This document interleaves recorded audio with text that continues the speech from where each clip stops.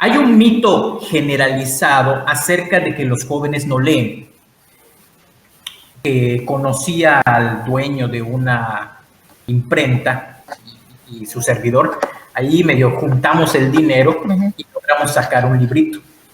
Queremos a veces ser muy cuadrados y decir, bueno, es que lo tienes que entregar así, pero sabemos que existen inteligencias múltiples y que no todos absorbemos la información de la misma forma. El caso es que llega este papá, yo mido unos 70, él medía como 1,90, era una cosa impresionante el padre de familia, y me dice, ¿por qué sacó 0 mi hija? No me parece que sea justo que usted tenga criterios tan estrictos. ¿Se ha sentido en algún momento relegado de cierta forma por la materia que imparte? El arte es una cosa inútil porque no tiene como objetivo producir cosas materiales. Ciertamente les va a permitir también desarrollar una mejor salud mental que al final de cuentas se va a traducir en cuestiones productivas para ellos. Sí, al final es una herramienta. Definitivamente.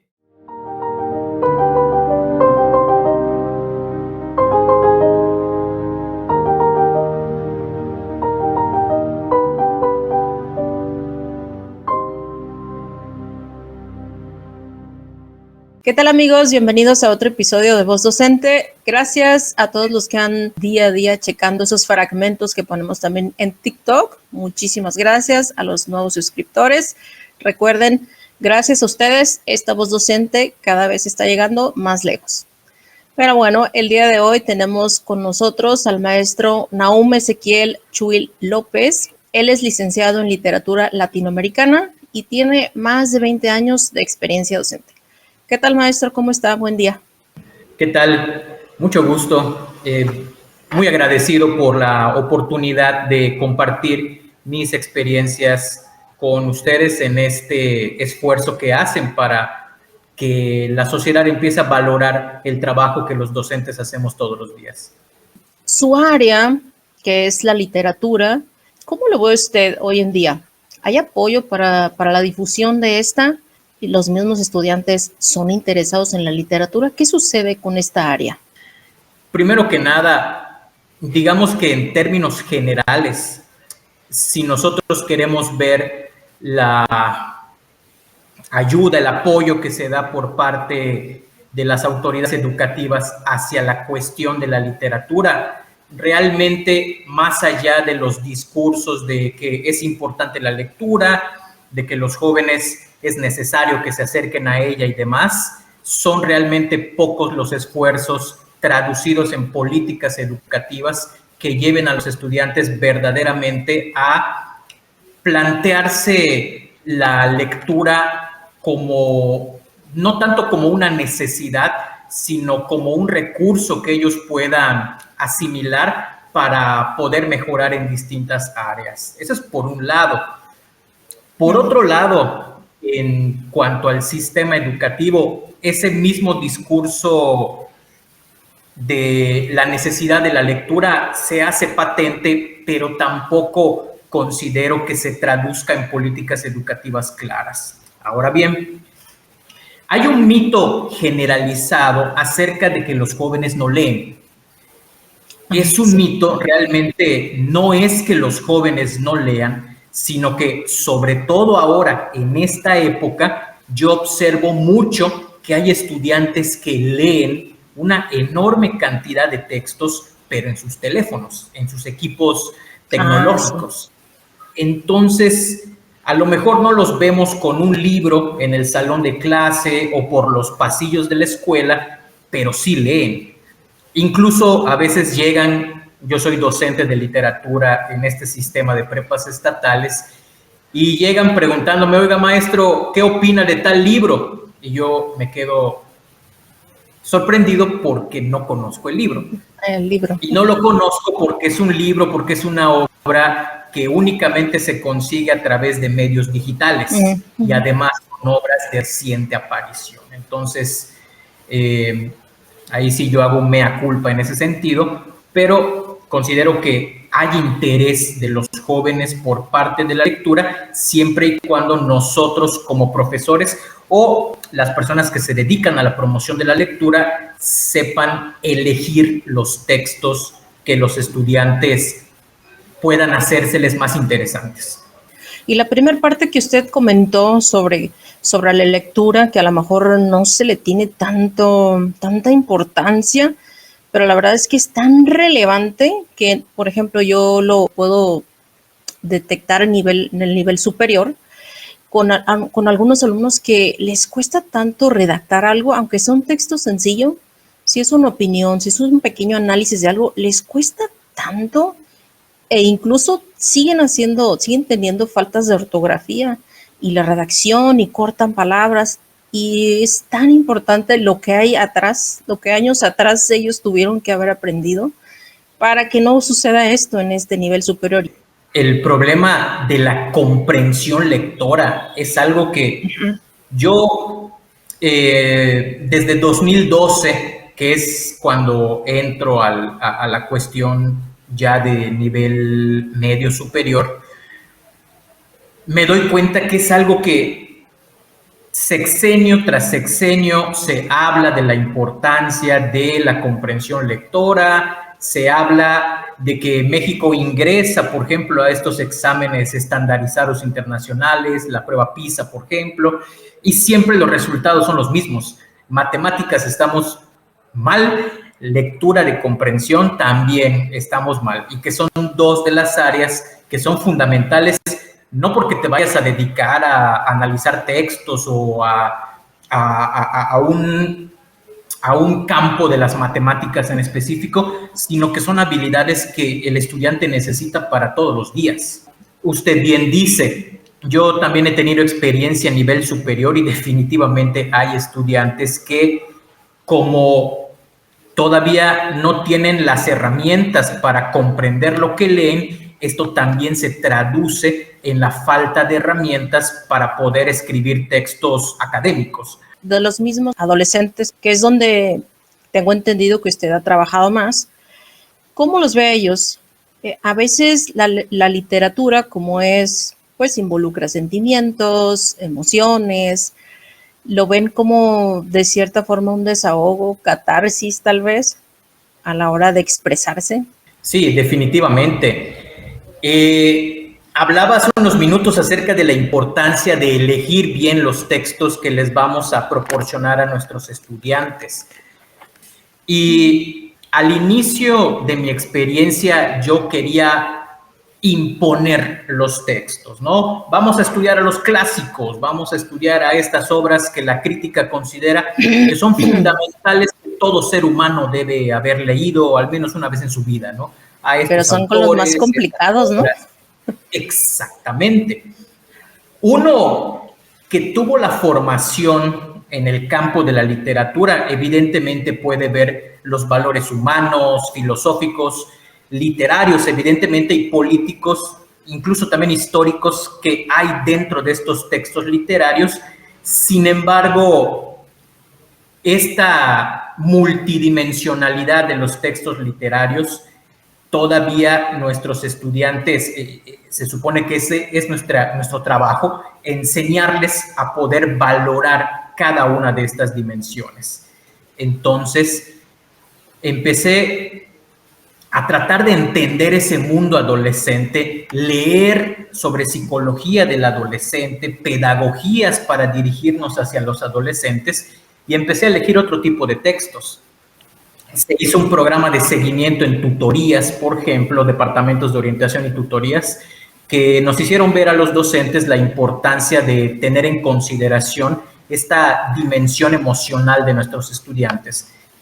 Creo que hay que entender que la educación no únicamente es dar un plan de estudios así como viene tema por tema dentro de los programas, sino también vincularlos con la parte humana de nuestros estudiantes. Y es tan relevante lo que acaba de comentar, de que usted se dio cuenta de que esas literaturas clásicas que quizá pueden ser como complicadas si no hay una literatura que se trabajó un poco antes, y que se dio cuenta para hacer ese cambio. y adaptarlo a lo que los jóvenes ahorita están viviendo, porque es realmente lo que ellos viven, pues seguramente lo que quieren leer. Y entonces quizá ahí está el error de aquellos maestros que a lo mejor no nos damos cuenta y queremos decir lo que está en el plan es lo que les voy a impartir. Y entonces ahí está el error de que sigue la etapa que es el desinterés. Maestro, ¿cuál ha sido o cuáles han sido esos logros obviamente en el área de la literatura, que usted diga, ay, quizá algún concurso, algo que esté relacionado con la materia, que diga, estoy tan orgulloso de esto? Hay un año hasta ahora que ha sido uno de los más importantes profesionalmente, que es el año 2019. Hubo 3 eventos fundamentales en la escuela en la que yo imparto clases, la Preparatoria Estatal 8. Ganamos un concurso de filosofía. Varias estudiantes, mujeres, se interesaron por querer participar en esta actividad y en esa ocasión ganamos un primer lugar. Noviembre de 2019, unas 2 semanas más adelante, una de nuestras representantes para el concurso estatal de oratoria ganara primer lugar. Era una chica bastante reservada, eso sí, escribía maravilla. Cuando participaba lo hacía muy bien y entonces de ser alguien reservada, tímida, que incluso tenía cierto temor al escenario, a ganar un primer lugar en oratoria, creo que uno de los logros más importantes que ha habido. Y asesoré a esta muchacha en una escuela y a otro muchacho en la otra escuela. Ese 2019 ella gana primer lugar y el compañero de la otra escuela gana segundo lugar. Entonces, ¡ay, de verdad! ¡Uy, qué bien! Y en octubre de 2019, como parte, ahora sí, propiamente de la materia de literatura, me di a la tarea de revisar unos cuentos que habían escrito los estudiantes como proyecto final para un bloque. Y me empiezo a dar cuenta que hay trabajos de muchísima calidad, o sea, trabajos que me hacen ver que dentro de las aulas hay muchísimo talento. En esos días empiezo a conversar con un amigo que conocía al dueño de una imprenta, entre imprenta y editorial, hay un híbrido medio extraño. Y me dice, oye, ¿sabes qué? Este muchacho quiere apoyar a talentos jóvenes. Elige los 5 mejores y ahí tuvimos que juntar fondos, fue una publicación entre los alumnos y su servidor. Ahí medio juntamos el dinero y logramos sacar un librito que se llamó Persiguiendo el Eco. De hecho, en Facebook todavía está la página del proyecto. Nos presentamos en varios escenarios y esto, al comentarles estas experiencias a los estudiantes de las siguientes generaciones, pues obviamente dentro de nuestras aulas tenemos 4 personas que les encanta escribir, ¿no? Creo que sí va a haber esa oportunidad de que vuelva a haber otra edición. Repítanos el nombre del libro y dónde lo podemos encontrar, maestro. Persiguiendo el Eco. Actualmente ya no está editado, se agotaron, creo que fueron en total como 1000 ejemplares que se logró tirar en su momento, pero no recuerdo si en la página... No hicieron versión... No creo que versión electrónica, ¿no? Exacto, creo que en la página la tenemos, sin embargo, si no es así, me encargaré de que en los siguientes días pueda estar disponible ahí para que lo puedan conseguir. Ah, sí, para compartirlo. Y después de las participaciones y la explicación, a veces te encuentras a gente dentro de las aulas que está llorando debido a los temas humanos, debido a lo que les sucede a los personajes o a lo que me dice el poema. Creo que toca fibras muy sensibles de nuestros estudiantes y es el momento a través del cual se permiten ellos llorar, ¿no? Permiten sacar estas emociones. Y creo que, insisto, más allá de una calificación, más allá de todas estas situaciones académicas que nos han obligado a tener como lo importante dentro de una asignatura, estos momentos de humanidad, de que te permita ver esa fragilidad que tiene, me parece que son muy satisfactorios. Queremos a veces ser muy cuadrados y decir, bueno, es que lo tienes que entregar así, pero sabemos que existen inteligencias múltiples y que no todos absorbemos la información de la misma forma. Entonces, quizás es trabajo de nosotros, los docentes, encontrar esa forma, ¿no? ¿Cómo tú me puedes plasmar en algo el conocimiento que yo te estoy transmitiendo? Y no necesariamente como dice aquí que se tiene que entregar. A lo mejor todavía no lo saben expresar en ciertos productos que el sistema educativo nos obliga a marcarles la demostración, pero tienen los conocimientos ahí, los tienen. Probablemente el conocimiento está. No hemos descubierto las estrategias adecuadas para que ellos puedan demostrar esto que ya saben, esto que ya dominan. No, sí, esta cuestión que mencionas de las inteligencias múltiples, yo tengo estudiantes muy talentosos para muchísimas cosas, ¿no? Para baile, para pintura, para música, para varias cosas. No les va bien en la materia a veces, pero ves que la sensibilidad que a lo mejor no muestran hacia la lectura, la muestran hacia el baile, la muestran incluso hacia los deportes, ¿no? Entonces, creo que todavía seguimos estando en un sistema educativo bastante cuadrado en ese sentido. Tuve, pues ahora sí que un altercado con un padre de familia que llega muy altanero, prepotente, exigiendo que se le solucione un problema que había tenido su hija en mi materia. Y el problema es que había sacado 0 en un proyecto. Yo, como comentaba hace algunos momentos, fomento también la parte de la escritura en los estudiantes y entonces les dejo ensayos de análisis. Bueno, el caso es que llega este papá, yo mido unos 70, él medía como 1,90, era una cosa impresionante el padre de familia, y me dice, ¿por qué sacó 0 mi hija? No me parece que sea justo que usted tenga criterios tan estrictos. En el instrumento de evaluación, en la rúbrica, decía que si el proyecto estaba sacado de internet y se detectaba, el proyecto iba a tener 0. Entonces yo le dije, mire, pues esto fue lo que sucedió. Mi hija no hace esas cosas, no es posible.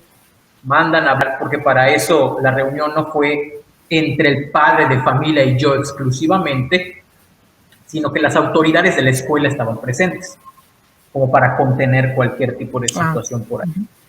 Se manda a hablar a la estudiante para que explique qué es lo que sucedió, y mientras la estudiante llegaba, yo localizaba en el teléfono las páginas de internet de donde había salido el trabajo. Pero no fue necesario que yo las mostrara. La propia estudiante dice, no, papá, ¿sabes qué? La verdad es que sí, copié y pegué la información de lo que entregué al maestro. Confesó. Entonces, y el papá, pues, todavía así consideraba que mi criterio de calificación era muy rigorista, y según que se fue a quejar a la SEP local, a la SEP de Yucatán, pero eso pasó hace 5 o 6 años, si no es que más, y pues sigo ahí.